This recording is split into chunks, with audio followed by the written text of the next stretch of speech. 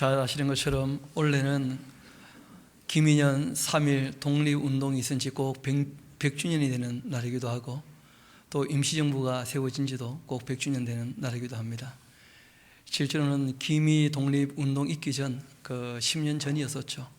1910년 경술련에 이 나라는 크게 수치를 당하고 나라 자체가 일본에 빼앗기게 되었던 일이 있었습니다.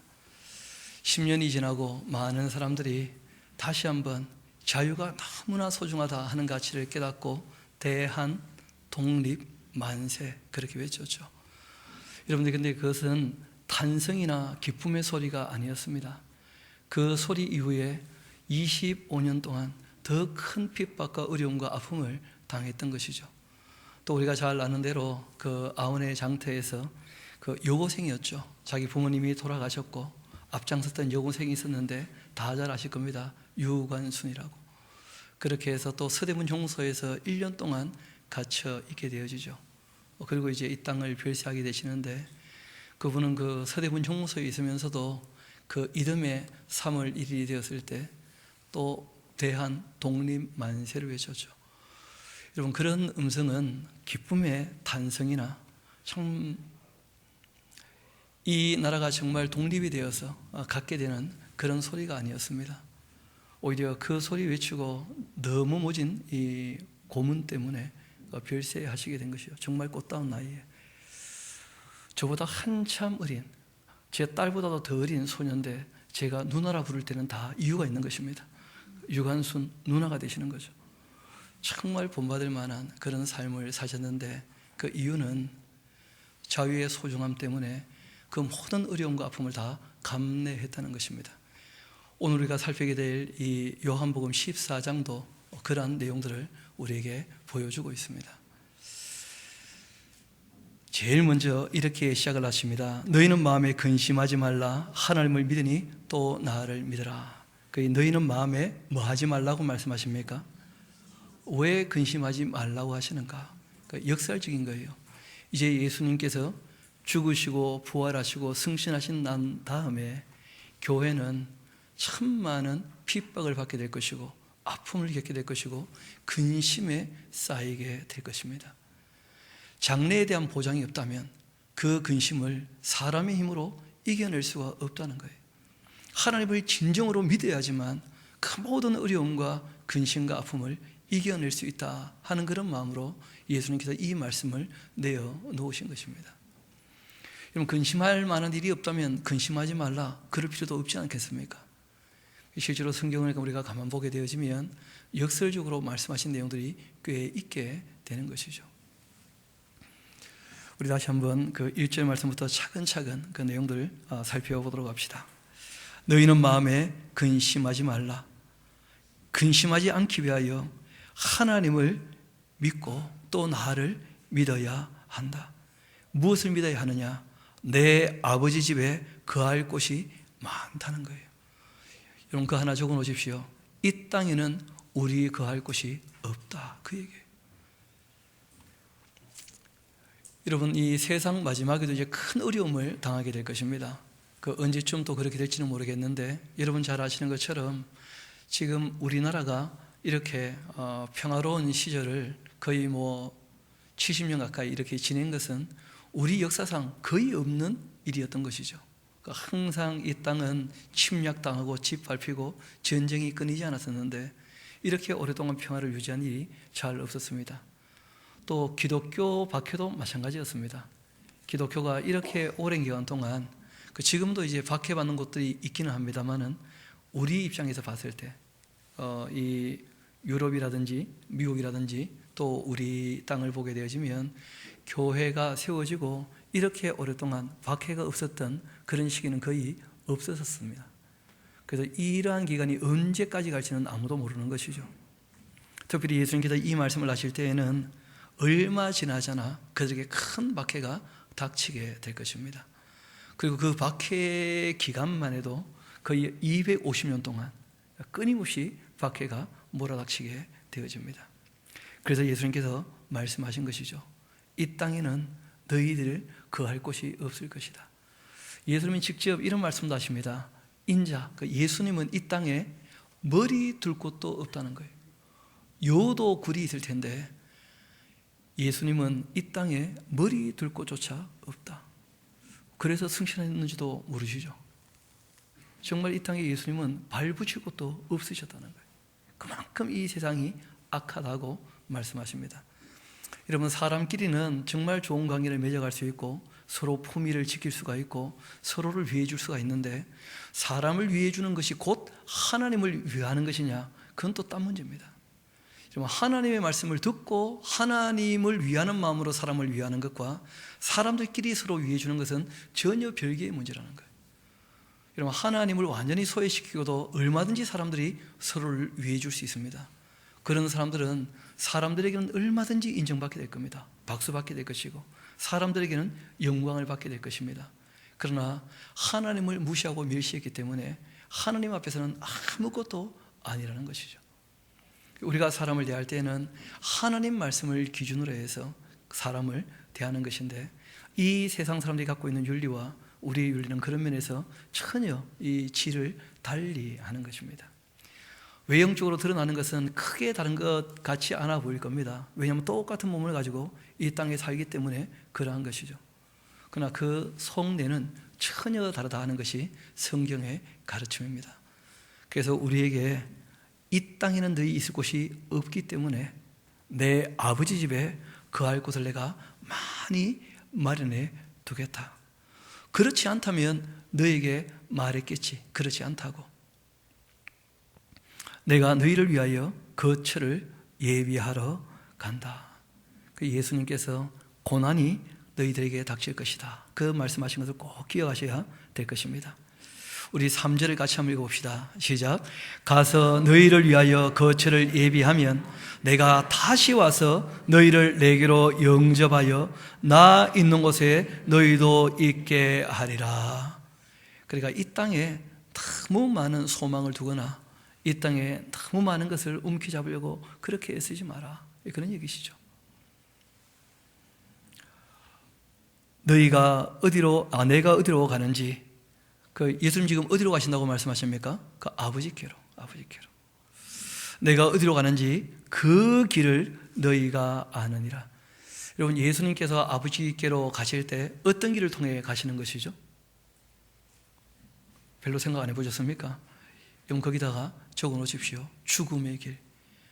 그 예수님께서 아버지께로 가실 때 십자가에 달려 돌아가시고 부활하시고 승천하셔서 아버지께로 가시게 됩니다. 우리를 위해서 열어놓으신 길도 바로 십자가의 길이었죠. 우리가 아버지 하나님께 나아가려면 예수님께서 그 십자가에서 우리의 죄값을 치르셔야 하거든요. 그 예수님께서 이 앞서서 죽으실 것과 부활하실 것을 다 말씀하셨기 때문에 알 거라고 말씀을 하신 거예요.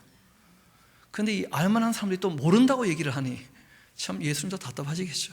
다 알만하게 말씀하셨는데 몇 번을 지금 십자가를 말씀하셨거든요. 고난받으실 것을.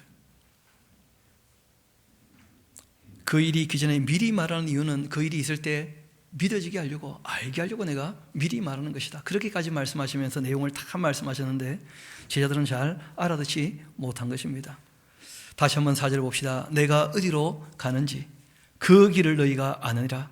그 도마가 한마디 하죠. 주여, 주께서 어디로 가시는지 우리는 알지 못하거늘 그 길을 어찌 알겠사옵나이까. 그 적어놓으세요. 그렇게 좀 잘 듣지 그래. 그 왜 모르겠습니까? 그 예수님 말씀하실 때 딴 마음들이 있었거든요. 그게 뭐였냐면 누가 더 크냐 하는 그런 마음이 있었다는 거예요. 잘 아시는 것처럼 하나님이 미워하시는 것이 크게 세 가지가 있거든요. 교만한 자를 어떻게 하십니까? 물리치셔요. 탐심이 곧 뭡니까? 우상 숭배하고 똑같아요. 그리고 거짓된 사람들 하나님께서 용납하지 않으십니다. 여러분, 거의 모든 것은 여기서 다 기인하는 것이거든요. 놀랍게도 제자들도 여전히 뭘 가지고 있습니까? 그렇죠. 욕심을 가지고 자기 교만한 자세를 가지고 지금 여기 다 함께 있었기 때문에 예수님 말씀을 알아듣지 못했거든요. 그런데 성경에 이런 말씀이 있지 않습니까? 자기 사람들을 사랑하시되 끝까지 어떻게 하셨다는 거예요? 사랑하셨다는 거예요. 그런데도 불구하고 아직 어떻게 하고 계셔요? 사랑하고 계셔요. 그러니까 알아듣지 못하면 알아들을 때까지 또 말씀하시고 또 말씀하시고 또 말씀하셔요. 알아듣게 하시는 것이 곧 뭐라는 것입니까? 그게 사랑인 거죠. 알아듣지 못하니까 알아들을 때까지 포기하지 않으시고 끊임없이 말씀하십니다. 예수께서 말씀하십니다. 내가 곧 뭐라는 거예요? 길이다. 내가 아버지의 하나님께로 가는 바로 그 길이 된다. 내가 바로 그 진리다. 우리는 길이요 진리요 생명이다 그렇게 되어 있지 않습니까?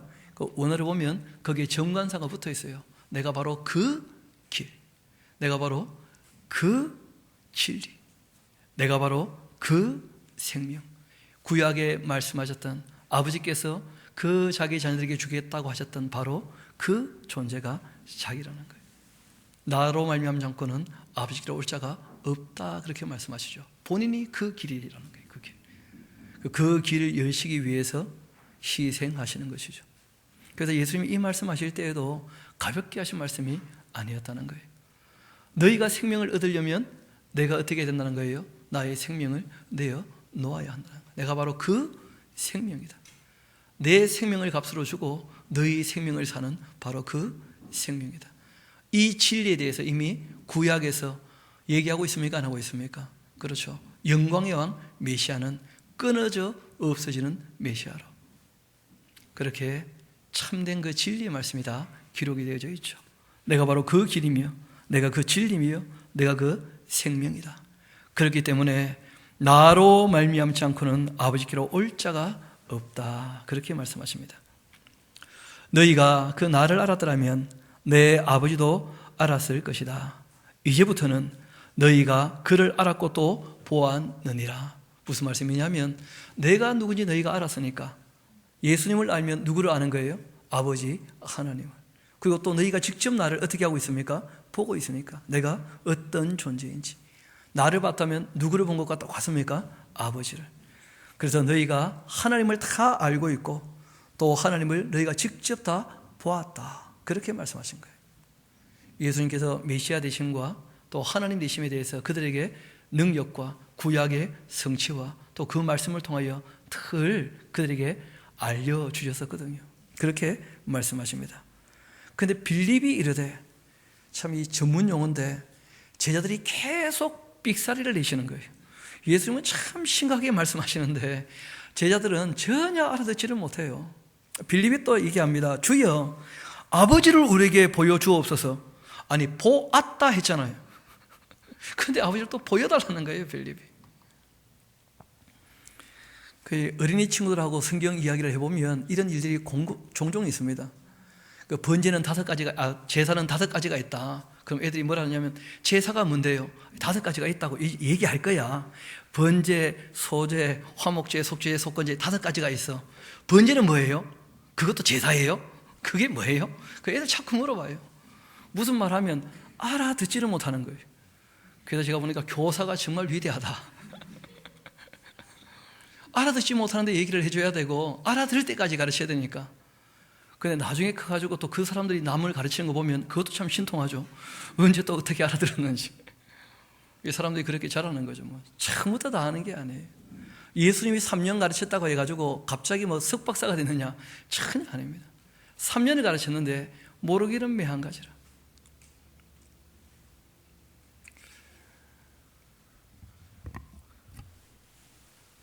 그러면 우리가 족하겠나이다. 그 예수께서 한 말씀 하시죠. 빌립아, 내가 이렇게 오랫동안 너희와 함께 있어대 너가 나를 알지 못하냐? 지문이 있겠죠. 답답해 하시며 그런 거죠. 아니 3년 동안 내가 너를 가르치고 너에게 보여줬다면 알만도 할 텐데 너무하는 거라. 너무해. 뭐 너무해도 너희들 약하니까 내가 또 도와주지 하는 마음이 또 있으신 거죠. 나를 본 자는 아버지를 보았거늘 어찌하여 아버지를 보이라 그렇게 얘기하냐? 내가 아버지 안에 거하고 있고 아버지는 내 안에 계신 것 너가 믿지 못하느냐? 내가 너희에게 이르는 말은 스스로 하는 것이 아니지 않냐? 예수님께서 율법을 어떻게 하신 거예요? 완성했지 않습니까? 그게 다 아버지가 너에게 하시는 말씀이었다는 거예요. 아버지께서 내 안에 계셔서 그의 일을 하시는 것이다. 내가 아버지 안에 거하고 아버지께서 내 안에 계심을 믿어라. 그 안 믿어진다면 행했던 일입니까? 행하는 그 일입니까? 그러니까 이제 예수님께서 뭘 행하실 거냐면 십자가에 달리시면서 사랑이 뭔지를 그들에게 보이실 거예요. 행하는 그 일로 말미암아 나를 믿어야 할 거다. 또 예수님께서 죽으시고 이후에 뭐 하실 겁니까? 부활하실 거예요. 미리 말씀하셨죠. 그 일들이 이루어지면 내가 누군지 그때는 확실히 믿지 않겠냐, 그런 말씀하신 거예요. 그리고는 이런 말씀하십니다. 우리 12절 같이 한번 읽어볼까요? 시작. 내가 진실로 진실로 너희에게 이르노니 나를 믿는 자는 내가 하는 일을 그도 할 것이요 또한 그보다 큰 일도 하리니 이는 내가 아버지께로 감이라. 아멘. 그러니까 이때 이 일이 어떤 일인지 아시겠죠? 사랑으로 뭐 하는 일입니까? 희생하는 일. 여러분, 그래서 예수님을 제대로 믿었던 사람들은 예수님 같은 일들을 대부분 다 했죠. 순교자의 잔들을 대부분 다 마셨다는 거예요. 그 제자들이다. 여러분, 게다가 예수님은 3년 반쯤 일하시지 않습니까? 그런데 제자들 중에 그보다 훨씬 긴 세월을 살아가면서 그렇게 사랑하며 살았던 사람들 다 있습니까? 없습니까? 있죠. 더 큰 일도 얼마든지 할 것이다. 예수님께 그렇게 말씀하신 거예요. 여러분, 질적인 부분에 있어서는 예수님 하신 일을 딴 사람이 대리적으로 할 수가 없죠. 그 죄를 사는 일은 누구만 할 수 있습니까? 하나님만이 사람 되어서 하시는 일이거든요. 그런 것들을 우리가 흉내내거나 따라하거나 대신할 수 있는 것은 아니지만, 내가 너희를 사랑한 것처럼 너희가 서로 사랑하는 일은 너희들도 어떻게 해요? 나처럼 얼마든지 할 수 있다. 얼마든지. 더 큰 일도 얼마든지 할 수 있다는 거예요. 여러분, 실제로 예수님이 하신 일은 하나님이시고 사람이시니까 그런 일들을 하셨지만, 우리 부모님들이 하신 일들을 돌아보게 되어지거나 우리의 신앙의 선비들이 한 일들을 돌아보게 되어지면 고난의 기간이 예수님보다 훨씬 길었던 분들도 많습니까? 적습니까? 많죠. 얼마든지 있죠. 나라를 사랑하기 때문에, 후손들을 사랑하기 때문에 더 큰 희생을 치루었던, 그러니까 몸에 육체에 있어서 고통이 있어서 얼마든지 큰일 하는 사람들이 있다는 거예요. 얼마든지. 그 예수님께서 그 제자들을 격려하기 위해서 하셨던 말씀이기도 하고 그 사실을 말씀하신 것이기도 하죠. 그 일전에는 이 행하신 일이라고 생각을 해서 과거에 했던 어떤 기적이나 이적이나 능력이라고 이 오해를 했던 일이 있었습니다.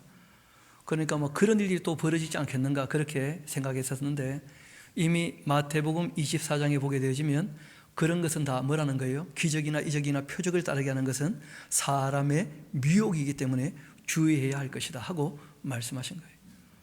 정말 하나님의 능력은 천지 만물을 창조하신 분이신데 뭐 자그마한 사람들이 보기에 기적이나 이적이나 능력, 그런 것이 아니었다는 거예요. 사랑의 능력이야말로, 진리를 말씀하신 거야말로 정말 하나님께서 우리에게 베푸신 은혜요, 능력이었던 것이죠. 그래서 그 사랑의 능력, 그들 너희들도 행할 수 있고 더 큰 일도 얼마든지 행할 수가 있다, 그렇게 말씀하십니다. 너무 중요하니까 우리 다시 한번 보도록 합시다. 12절 말씀 다시 제가 읽어드립니다. 내가 진실로 진실로 너희에게 이르노니 나를 믿는 자는 내가 하는 일을 그도 할 것이요 또한 그보다 큰 일도 하리니 이는 내가 아버지께 감이라. 너희가 내 이름으로 무엇을 구하든지 간에 내가 행할 것이다.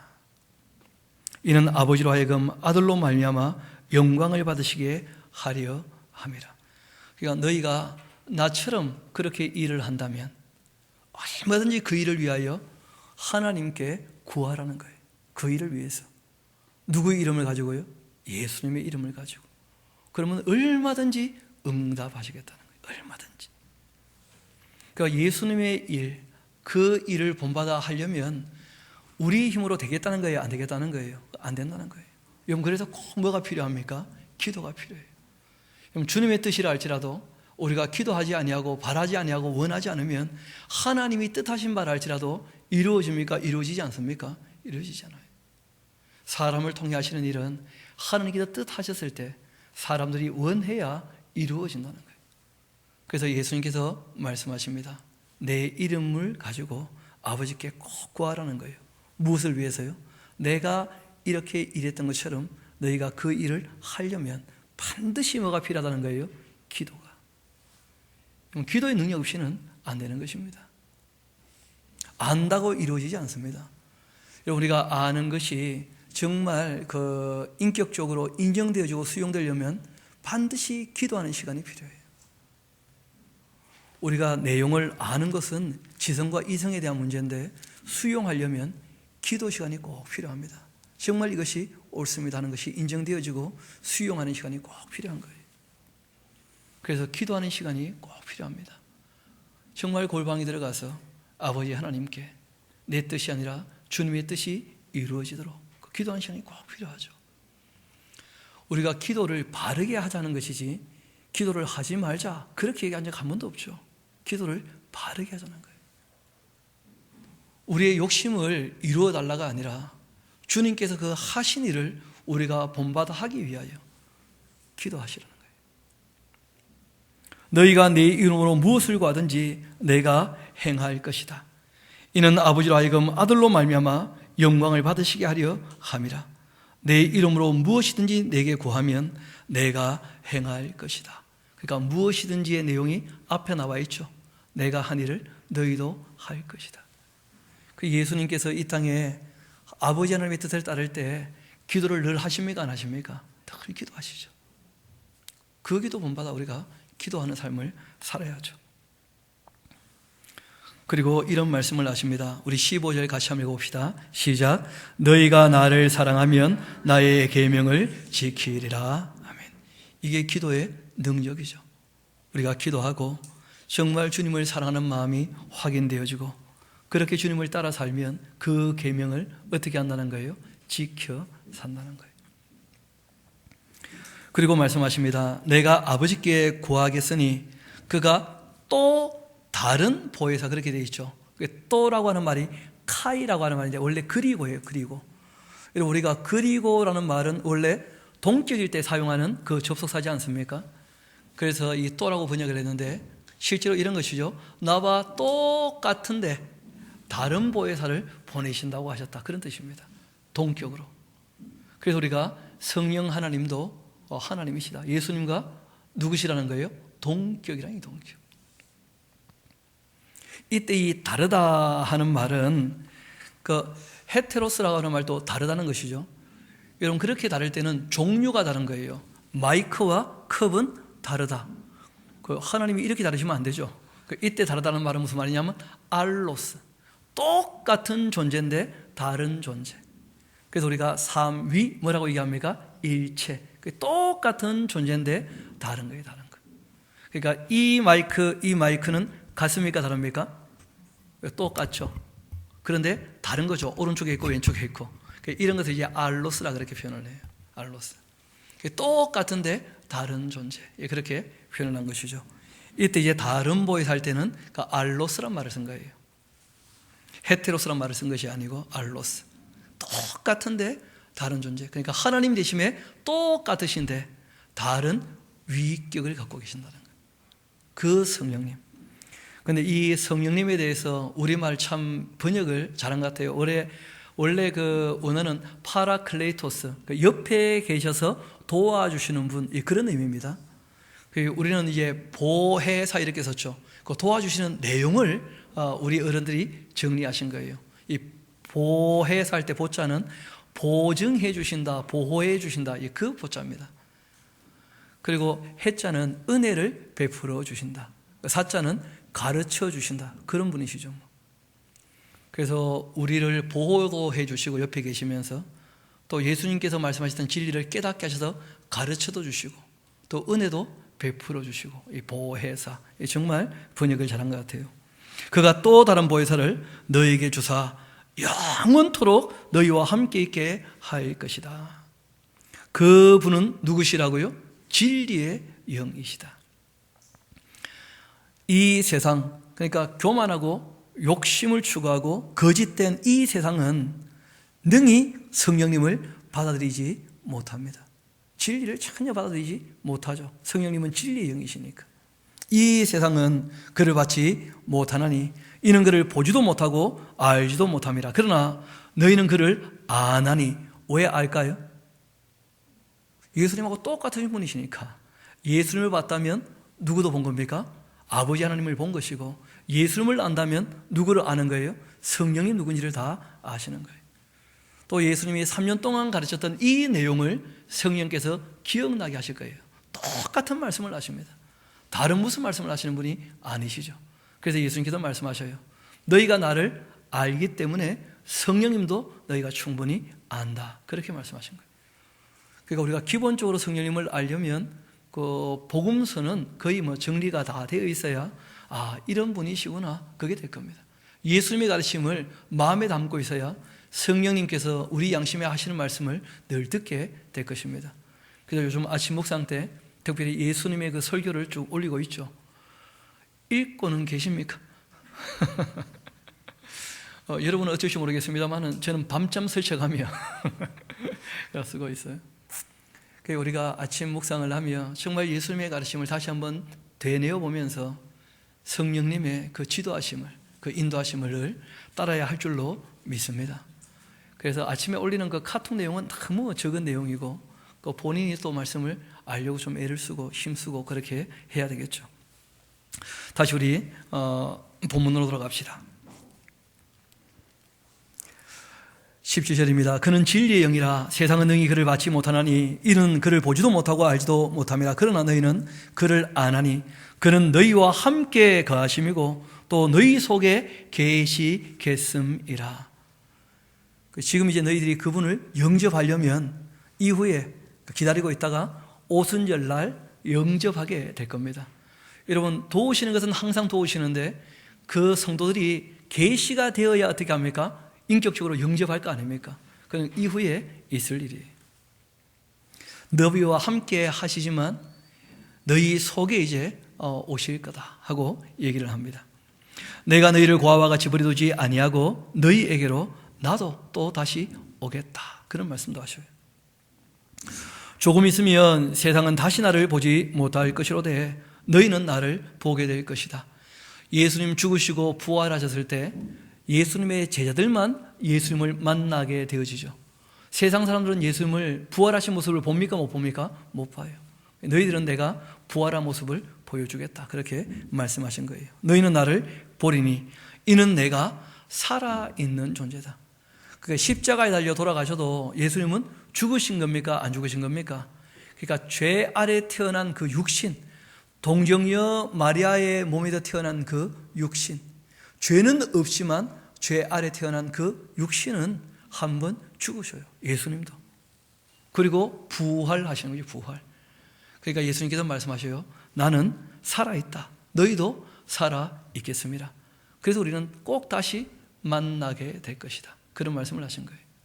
그래서 내가 부활하면 너희들 만나주마. 그런 말씀을 하신 것이었는데 이 말씀을 하시고 있어요. 그때는 무슨 말인지 잘 알지를 못했던 것이었죠. 시간이 지나고 다 깨닫게 되어집니다. 그날이 또 되면 이때 그날은 언제인지 명확지 않은 그날이죠. 그렇죠? 나중에 이제 우리가 생각해 보면 천국에 있을 그날, 그쯤 될 것 같은데 그날은 내가 아버지 안에 너희가 내 안에 내가 너희 안에 있는 것을 너희가 어떻게 해요? 알게 되는 그날이 온다는 거예요. 알게 되는 그날. 여러분, 지금 우리가 그 말씀을 받아들여서 우리 주님께서 우리 안에 거하시는 줄 믿습니까? 제가 보니까 믿기는 믿는 것 같은데 정말 알고 있는지는 또 의문이에요. 왜냐하면 어떤 때는 믿었다가 어떤 때는 못 믿었다가 직장 생활할 때는 잠깐 나가 계시다가 교회 오면 또 들어오셨다가 그러지 않나 싶어요. 그냥 사람들 마음이 좀 그럴 때가 있지 않습니까? 명확히 누구도 부인하지 못하는 그 알미 있게 될 때가 반드시 온다는 거예요.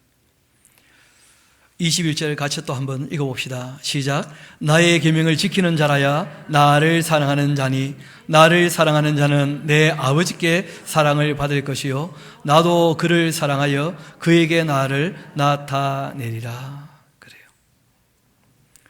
그러니까 예수님이 함께 하시는 것을 우리가 인생에서 확인하는 방법은 한 가지입니다. 그 계명을 지켜 살 때만 하나님이 우리와 함께 하시는 것을 경험하게 될 거예요. 그것 이외에는 다른 방법은 없는 것이죠. 나의 계명을 지키는 자라야 나도 그를 사랑하여 그에게 나를 나타낼 것이다. 이렇게 말씀하시죠. 그때 이 가룟이라고 하는 말은 그 지명입니다. 이스가리옷이라고 하는 그 지명이죠. 그 출신이 아닌 유다라는 사람, 이르되 주여 어찌하여 자기를 우리에게는 나타내시고 세상에는 아니하려고 하시나이까. 그러니까 세상에 좀 예수님 드러나셔야 우리도 그 덕에 좀 나팔 불 텐데, 원님 덕분에 왜 예수님께서 세상에 안 나타내시고 이 작은 무리, 지금 몇 명입니까? 12명. 그 중에 한 명 도망갔으니까 이제 11명. 그거 데리고 지금 예수님께서 뭘 하고 하시니까 너무 초라해 보이지 않는 거예요, 제자들이 보기에는. 왜 예수님이 세상에 자신을 나타내려고 안 하십니까? 그런 얘기를 꺼낸 겁니다. 그때 예수님께서 대답하십니다. 이르시되 그런 게 중요한 게 아니라는 거예요. 왜냐하면 세상에 내가 드러나는 것은 너희들이 할 일인 거야.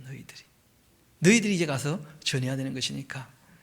그러니까 사람이 나를 사랑하면 내 말을 지키게 될 텐데 이 일로 말미암아서 복음이 확장되어져 가는 것이죠. 주님 말씀을 따를 사람들은 그 말씀을 듣고 돌아오게 될 것입니다. 택한 백성들은 그 음성을 듣고 하나님께로 돌아오게 될 것입니다. 그런데 어떻게 돌아오느냐? 하는 사람을 봐야 그 사람을 보고 그렇게 살고 싶어서 돌아오지 않겠어요? 또 그렇게 지극히 작은 것도 행하는 사람들이 전해야 그 말에 힘이 있지 않겠습니까? 그렇게 말씀하신 거죠. 사람이 나를 사랑하면 내 말을 지키리니 내 아버지께도 그를 사랑하실 것이고 우리가 그에게 가서 그 처를 그와 함께 할 것이다 하면서 정말 하나님 나라가 그 안에 이루어지지 않겠냐 하고 말씀하신 거예요. 나를 사랑하지 아니하는 자는 내 말을 지키지 아니하나니. 제가 참 우리 어린이 친구들 모르겠습니다. 나름대로 소망을 갖는 이유는 뭐냐면 그래도 교육 시간에는 좋은 거 먹으려고 두부 과자 만들어 먹고 그 다음에는 또 어디 가서 뭐 먹었는지 모르겠어요. 여하튼 추구하는 바는 그러하다는 것이죠. 과일 주스를 만들어 먹고 하나님의 뜻을 내가 한번 따라 보겠다. 내 몸도 거룩하게 한번 해보겠다. 내 마음도 거룩하게 주님의 뜻을 따라 보겠다. 뭐 그런 마음들이 나름대로 있는 것이고 또 듣고 배우고 있는 것이죠. 철이 들면 이것이 내가 갈 길이구나, 그렇게 될 줄로 믿습니다. 또 그러기 위해서 우리가 또 안내를 잘 해야 되겠죠. 이어 말씀하십니다. 너희가 듣는 말은 내 말이 아니요 나를 보내신 누구 말씀이라고요? 아버지 말씀이라는 거예요. 제가 일부러 성경을 차근차근 읽어드리는 이유는 뭐냐면 제 말이 아니라 우리 하나님 말씀을 전하고 싶어서 그렇게 하는 거예요. 나를 보내신 아버지의 말씀이라.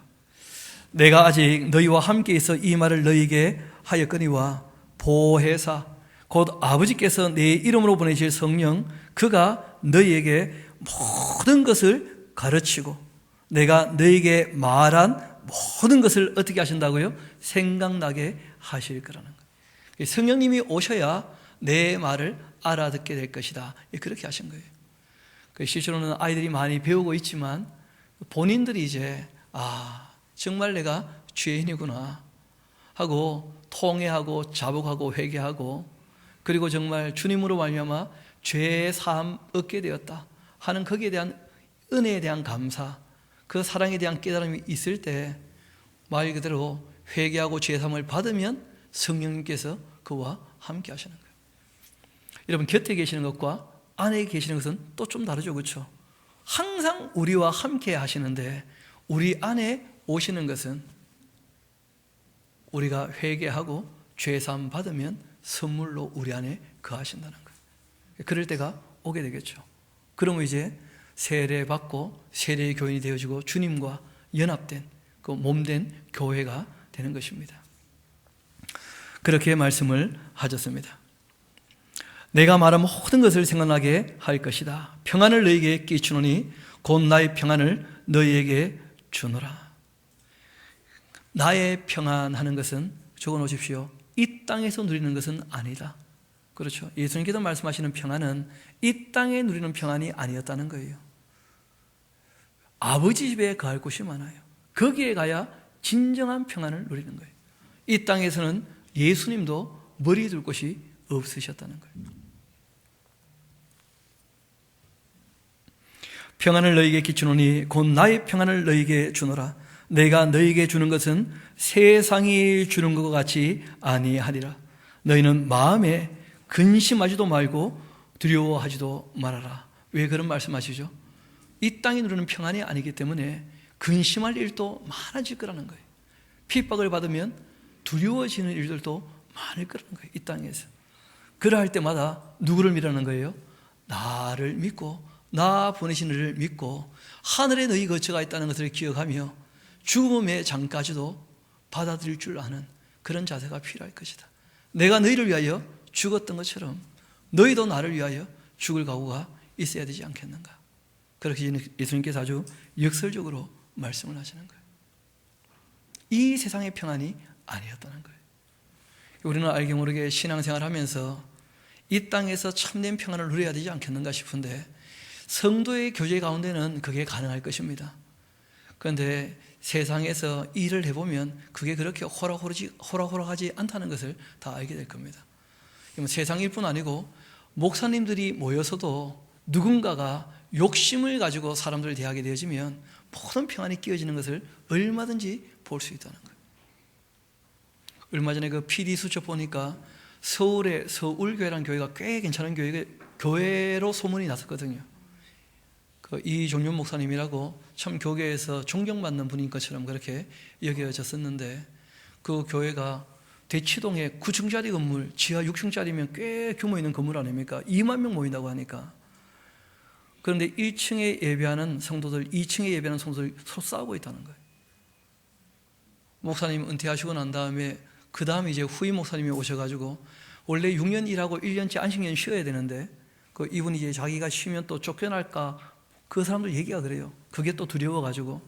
그래서 이제 이 교회에 무슨 흠이 없나 찾았다가 찾아낸 것이 이전에 계시던 이 목사님, 그러니까 원로 목사님이죠. 그 전에 이 장로님들하고 교회 재정이 투명하지 않다. 그래가지고 뒤져봤더니 통장이 450개가 넘게 나왔다 그러죠. 교회 한 교회인데 법인이 4개가 넘었다 그래요. 그러니까 서로 간에 뭐 내가 옳다 네가 옳다 아직까지도 싸우고 있어가지고, 그래서 원로 목사님 파, 지금 담임 목사님 파, 그렇게 파가 나누어져서 서로 간에 주일마다 싸우고 우리는 1층 너희는 2층, 그리고 이제 예배한다는 거예요. 하나님 예배 받으시겠습니까? 참 하나님도 부담되실 거예요. 그렇죠? 예배한다는데 안 받을 수 없는 것이고, 우리가 하나님을 믿고 섬기고 따른다고 하지만 실상 자그마한 유익이 우리 눈앞을 가려버리게 되어지면 교회 안에서도 얼마든지 그런 일이 있을 수 있다는 거예요. 그래서 정말 주님 앞에 섰을 때 교만하지 않도록, 내가 더 크다 그런 자세가 있지 않도록, 정말 욕심 부려서 사람을 대하지 않도록, 그리고 거짓이 없도록 정말 주의해야 될 것입니다. 그러지 않으면 언제 어떤 일이 벌어질지 아무도 모르는 것이죠. 그래서 주님께서 말씀하십니다. 근심하지도 말고 두려워하지도 말아라. 내가 갔다가 너희에게로 온다 하는 말 너희가 들었나니 나를 사랑하였더라면 내가 아버지께로 가는 것을 기뻐하였을 것이다. 아버지는 나보다 크시다. 여러분, 이 아버지는 나보다 크시다는 말은 하나님 아버지 제일 크시고 예수님 그 다음 크고 성령님 그 다음 크고 뭐 이런다는 뜻이 아닙니다. 이것이 이제 삶 위의 질서라는 거예요. 질서. 예수님의 겸양의 표현이신데 동등하신 분이시거든요. 여러분, 동등될 것을 취하지 아니하시고 사람이 되셨다. 성경이 그렇게 우리에게 밝히고 있어요. 동등하신 분이에요. 그런데 질서상 아버지와 아들과 성령님이라는 거예요. 여러분, 이건 뭐 교회도 구조가 똑같죠. 그 세상 사람들이 보면 꼭 그렇게 봅니다. 그 교회 대장은 목사님이고 그 다음은 장로님이고 뭐 이런 식으로 본다는 거예요. 전혀 그렇지가 않죠. 교회는 모든 이 성도가 다 어떻습니까? 하나님 앞에서 한 형제 자매로 동등해요. 동등해. 그런데 일을 하기 위해서 질서상 뭐가 있다는 거예요? 조직도가 있다는 거예요. 질서만 그렇게 되어 있는 거예요. 질서만. 그래서 교회가 어떤 일을 한다고 해서 지지기가 모여가지고 다 회의를 하고 협의를 하게 되어지면 질서상 당회의 관리 감독을 받게 되는 것이죠. 이게 정말 주님의 뜻에 합당한가 합당하지 않는가. 그래서 이제 감독을 받아서 그래서 이제 허락을 받고 같이 이제 일하게 되어지고 그렇게 되는 것입니다. 이것은 질서상의 표현입니다. 예수님께서 더 적으신 분이다 그런 뜻이 아니에요. 아버지는 나보다 크시다. 예수님의 겸양의 표현이고 질서에 대한 표현입니다. 이제 일이 일어나기 전에 너에게 말한 것이 일이 일어날 때 너희로 믿게 하려고 미리 말한 것뿐이다. 30절 보면 참 두려운 얘기가 이제 나오게 되는데, 왜냐하면 예수님께서 두려워하지 말라, 근심하지 말라 했던 이유가 있었어요. 이후에는 내가 너희와 말을 많이 하지 아니하리니 이 세상의 임금이 올 거라는 거예요. 우리 한번 요한계시록 12장 가봐야 이 내용을 좀 더 명료하게 정리를 할 수 있을 것입니다. 요한계시록 12장 같이 한번 봅시다. 우리 4절 5절 한번 봅시다. 그 꼬리가 하늘의 별 3분의 1을 끌어다가 땅에 던졌다. 영계의 타락을 얘기하죠. 또 이 용이 해산하려는 여자 앞에서 그가 해산하면 그 아이를 삼키고자 했다. 그러니까 이스라엘 나라가 예수님이 땅에 오실 때까지 많은 핍박을 받았던 것을 얘기하는 것이죠. 또 여자가 아들을 낳았습니다. 이게 바로 이스라엘 나라를 통해서 예수님이 이 땅에 오셨다는 거예요. 그리고 이는 장차 7장으로 만국을 다스릴 남자인데 그 아이를 하나님 앞과 그 보좌 앞으로 올려갔다는 거예요. 승천을 얘기하는 것이죠. 그러니까 예수님 죽으시고 부활하시고 승천하시고 난 다음에 어떤 일이 하늘에서 있느냐는 거예요. 좀 더 봅시다. 그 여자가 광야로 도망했고 거기서 1260일 동안 그를 양육하기 위해 하나님께서 예비하신 곳에 있었는데, 그때 이제 하늘에는 뭐가 있게 됩니까? 전쟁이. 미가엘과 그 사자들이 용과 더불어 싸울 새 용과 그 사자들도 싸우나 이기지 못하여 다시는 하늘에서 그들이 있을 곳을 얻지 못하고 큰 용이 어떻게 됩니까? 내쫓기게 돼요. 옛뺀 곧 마귀라고도 하고 사탄이라고도 하며 온 천하를 꿰는 자인데 그가 땅으로 내쫓기니 그 사자들도 그와 함께 너에 쫓기게 됩니다. 그때 이제 이런 얘기가 나가죠. 우리 12절 같이 한번 볼까요? 그러므로 하늘과 그 가운데 거하는 자들은 즐거워하라. 그러나 땅과 바다는 화에 들진저 이는 마귀가 자기 때가 얼마 남지 않은 줄 알므로 크게 분내어 너희에게 어떻게 했다고요? 내려갔습니다. 그러니까 예수님 승천하시고 난 다음에 원래 사단은 욥기를 보면 하나님 의전에 가서 하나님께 참사하고 그렇게 했었지 않습니까? 그런데 예수님 승천하고 난 다음에 따라 올라갔다가 미가엘에게 찍혀가지고 이 땅에 떨어지게 되어져요. 그럼 더 이상 하늘에서 있을 곳을 찾지 못하게 됩니다. 쉽게 말하면 예수님께서 승천하시고 난 다음에 하늘에서 영적인 전쟁은 끝난 거예요. 하나님이 악이 활동하게 사단에게 허락을 해줬는데 이게 거기가 마치 자기에게 원래 주어진 자기 분량인 줄 알고 자기 자리인 줄 알고 까불었다는 거예요. 그런데 하나님께서 그건 다 불법이야. 내가 잠시 내버려 둔 것뿐이었어. 그러고는 이제 하늘에서 내쫓아버리신 거예요. 미가를 통해 가지고. 그러자 이 땅에서 자기 때가 이제 얼마 못 남았죠. 왜냐하면 무지갱 들어갔다가 천년이 차면 지옥으로 이제 갈 거거든요. 그러니까 이제 그 전까지 이 땅에서 하나님의 형상인 사람들을 어떻게 할 겁니까? 괴롭게 할 거예요. 괴롭게. 그래서 이 땅에 남아있는 사람들은 큰 어려움을 당하게 될 것이다. 그렇게 성경이 우리에게 다 얘기하고 있습니다. 그래서 우리에게 성령님을 보내주신 줄 믿습니다. 우리가 성령님으로 말미암아 그 진리를 명확히 알고 정말 성령님의 능력을 덧입어 아버지의 하나님의 그 사랑과 예수님의 은혜를 확실히 믿게 되어지고 정말 우리가 할 처소가 이 땅이 아니라 하늘에 있는 것이 믿어지게 된다면 그러면 이 땅에서 어떤 환난을 당해도 두려워하거나 근심하지 않게 되는 줄로 믿습니다. 예수님께서 그것을 말씀하신 거예요. 그러니까 참 내용은 비장미가 있는 참 어둡고 힘들 수 있는 이 땅에서는 그런 말씀을 예수님께서 담담히 하고 계시는 거예요. 다시 우리 본문으로 돌아오도록 합시다. 30절입니다. 이후에는 내가 너희와 말을 많이 하지 아니하리니 이 세상 임금이 오겠습니다. 그러나 그는 나에게 관계할 것이 없으니 오직 내가 아버지를 사랑하는 것과 아버지께서 명하신 대로 행하는 것을 세상이 알게 하려 함이로라. 일어나라, 여기를 떠나자. 그렇게 하신 겁니다. 이제 우리도 좀 있으면 다 떠나가겠죠, 그렇죠? 일어나서. 그런데 떠나가기 전에 꼭 기억하십시오. 이 땅에서는 우리가 거할 초소가 있는 것이 아니다. 우리의 영원한 초소는 하늘에 있는 줄로 믿습니다. 또 마귀가 자기 곁에가 얼마 남지 않은 줄 알고 크게 그 악을 행하게 될 때 성령님의 도우심으로 죄와 이 악과 모든 시험을 능히 이기는 정말 영적 전쟁에서 승리하는 저와 여러분 되기를 소망합니다. 우리 함께 기도하도록 하시겠습니다.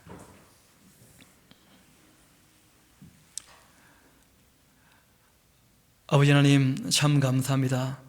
그 아들을 우리에게 보내주셔서 아버지의 하나님과 만날 수 있는 길을 열어주시고 그 진리를 우리에게 전해주시고 영원한 생명을 허락하심을 감사드립니다. 조금 돌이켜보면 이 일을 위하여 그 길을 내시려고 십자가를 지시고 우리에게 진리를 가르치시고자 3년 동안 수고하고 애쓰셨을 뿐 아니라 성령님 보내셔서 모든 말씀도 기억나기도 하셔서 다 기록해도 하시고 우리의 생명을 위하여 자신의 생명을 아낌없이 내어주신 것 다시 한번 기억하며 감사를 드립니다. 주님께서 제자들에게 말씀하시며 그 말씀 우리에게도 듣게 하셨는데 내가 한 일을 너희들도 능히 할 뿐 아니라 더 큰 일도 할 것이라 말씀하셨던 것을 기억하며 우리가 이 세상에서 주님의 그 사랑 같은 사랑으로 서로 사랑하며 살기에 부족함이 없도록 도와주옵소서. 모든 것을 주님께 의탁합니다. 감사드리며 우리 구주가 되시는 예수님 이름으로 기도합니다. 아멘. 우리 함께